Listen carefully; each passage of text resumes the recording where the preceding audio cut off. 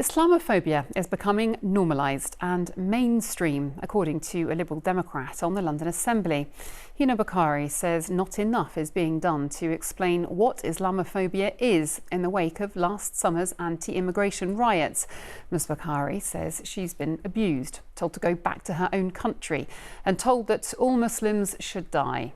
She's now written to the Mayor of London to ask that Islamophobia training be rolled out across the GLA. Anna O'Neill has more.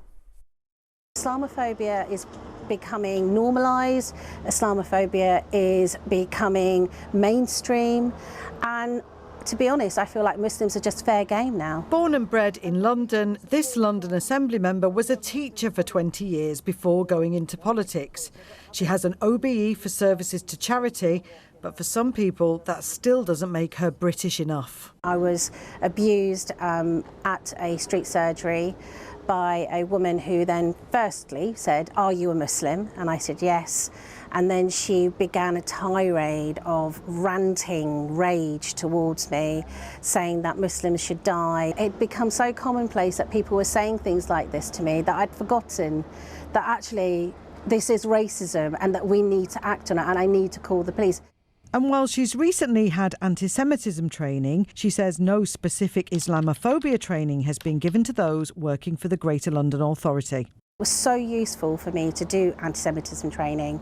I think that that experience of learning what it's like to have that lived experience of being Jewish was so valuable to me. I want people to have that same experience and learning of knowing what the lived experience is for a Muslim as well. In 2019, a cross-party group of MPs defined Islamophobia as a type of racism targeting expressions of Muslimness or of perceived Muslimness.